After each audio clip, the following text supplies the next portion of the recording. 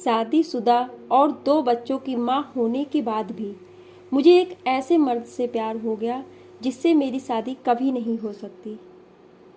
कहते हैं कि प्यार में सब कुछ जायज़ होता है। ऐसा इसलिए क्योंकि प्यार करने वाले जाति धर्म का कोई फासला नहीं देखते। इस महिला ने भी यही सोचकर अपना रिश्ता आगे बढ़ा लिया। हालांकि परेशानी ये है कि वह शादीशुदा और 2 बच्चों की माँ है। वह जिससे प्यार करती है वह एक मुस्लिम लड़का है। सवाल: मैं एक शादीशुदा महिला हूँ, मेरे 2 बच्चे भी हैं। मेरी शादी में सब कुछ ठीक चल ही रहा था कि मुझे अचानक किसी दूसरे मर्द से प्यार हो गया, जो कि असल में मेरे धर्म का नहीं है। दरअसल वह एक मुस्लिम लड़का है, लेकिन हम दोनों एक दूसरे से बहुत प्यार करते हैं। हम दोनों एक साथ रहना चाहते हैं, लेकिन मुझे डर है कि मेरी शादी उससे कभी नहीं हो पाएगी। मेरी समस्या ये भी है कि मैं अपने पति को नहीं छोड़ सकती हूँ। ऐसा इसलिए क्योंकि मेरे दोनों बच्चे अपने पिता के बहुत करीब हैं। अगर किसी तरह मैं उनसे अलग हो भी गई तो मेरे बच्चों का बुरी तरह दिल टूट जाएगा। मेरे बच्चे अपने पापा के बिना नहीं रह सकते हैं। हालांकि मैं अपने पति के साथ रहना नहीं चाहती हूँ। मैं जिस इंसान से प्यार करती हूँ वो मेरे बच्चों को अपनाने के लिए भी तैयार है, लेकिन समस्या यही है कि मैं हिंदू हूँ और वह मुस्लिम। मुझे समझ नहीं आ रहा, क्या मुझे इस बारे में अपने पति को सब कुछ बता देना चाहिए? क्या मैं उन्हें तलाक दे दूँ? क्या घर वाले इस शादी के लिए मानेंगे?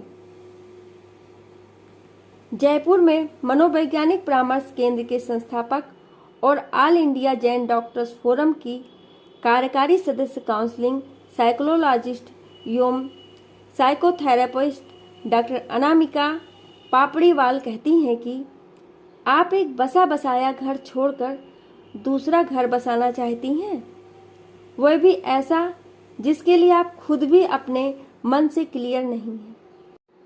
ऐसे में मैं आपको यही सलाह देना चाहती हूँ कि आपको अपनी शादीशुदा जिंदगी पर एक बार फिर काम करना चाहिए। ऐसा इसलिए क्योंकि रिश्ते में प्यार की कमी की वजह से आप अपनी शादी से दूर भाग रही हैं। आपकी शादीशुदा जिंदगी में बहुत सी समस्याएं खड़ी हो चुकी हैं, जिनको आप जानते हुए नज़रअंदाज कर रही हैं। हो सकता है आपने अपने पति से कई बार इन समस्याओं का जिक्र किया हो, उनसे वक्त भी मांगा हो, लेकिन किसी कारणवश उनका वैल्यूएबल टाइम आपको नहीं मिल पाया हो, जिसके कारण आप दोनों की बातचीत हमेशा अधूरी रह गई हो। यही वह वजह भी है कि जब किसी दूसरे व्यक्ति से हमें सहानुभूति मिलती है तो हम उसे प्यार समझ लेते हैं। आपके केस में भी मुझे कुछ ऐसा ही होता नजर आ रहा है। इस बात में कोई दो राय नहीं कि बच्चे होने के बाद पति पत्नी दोनों की ही जिम्मेदारियां बहुत बढ़ जाती हैं। इस दौरान दोनों ही एक दूसरे की तरफ ज़्यादा ध्यान नहीं दे पाते हैं। यही एक वजह भी है कि ध्यान नहीं देने की प्रवृत्ति बहुत बार रिश्तों को बुरी तरह से प्रभावित कर देती है। ऐसे में गलती किसी एक की नहीं बल्कि दोनों की होती है। आप इस बात को अच्छी तरह से जानती हैं कि आपके साथ आपके बच्चों का भविष्य भी जुड़ा है।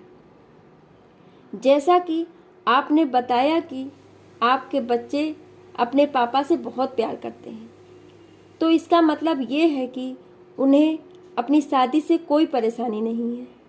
ऐसा इसलिए क्योंकि अगर उन्हें ये शादी तोड़नी होती तो वह अपने बच्चों के इतने करीब नहीं होते। ऐसे में मैं आपसे यही कहना चाहूँगी कि जल्दबाजी में लिया गया निर्णय हमेशा ज़िंदगी के लिए मुसीबत खड़ा करने वाला होता है। इसलिए बेहतर होगा बहुत सावधानी से समय निकालकर एक बार सारे पॉइंट्स पर विचार करें। हम सभी इस बात को जानते हैं कि बढ़ते बच्चों के साथ घर के खर्चों को संभालना आज के समय में एक अकेले व्यक्ति के लिए कितना मुश्किल है। घर खर्च को पूरा करने के लिए वह न केवल अपने बीवी बच्चों पर पूरा ध्यान नहीं दे पाते हैं, बल्कि कभी कभार ये शादी में बहस का मुद्दा भी बन जाता है। हाँ, अगर दोनों मिलकर इस दौरान घर की जिम्मेदारियों को उठाएंगे तो जिंदगी की गाड़ी बहुत खूबसूरत तरीके से आगे बढ़ेगी। इधर उधर अपना ध्यान भटकाने से अच्छा है कि हम अपने बच्चों पर, अपने परिवार पर और अपनी रुचियों को पूरा करने में समय लगाएं। आप चाहें तो अपने पति की आर्थिक सहायता में भी मदद कर सकती हैं, ताकि उन्हें भी अपने परिवार के लिए समय निकालने में आसानी हो जाए। जैसा कि आपने बताया कि अगर आपने ये शादी तोड़ भी दी तो भी इस बात की कोई गारंटी नहीं कि आपके माता पिता उस लड़के से आपकी शादी कराएंगे। ऐसे में बेहतर यही होगा आप उस इंसान से हर तरह का रिश्ता ख़त्म कर दें। ये रिलेशन न केवल आपकी शादीशुदा ज़िंदगी बर्बाद कर देगा, बल्कि इसमें बदनामी भी बहुत होगी। इन सब से बाहर निकलने के लिए किसी मैरिज काउंसलर से मिलें।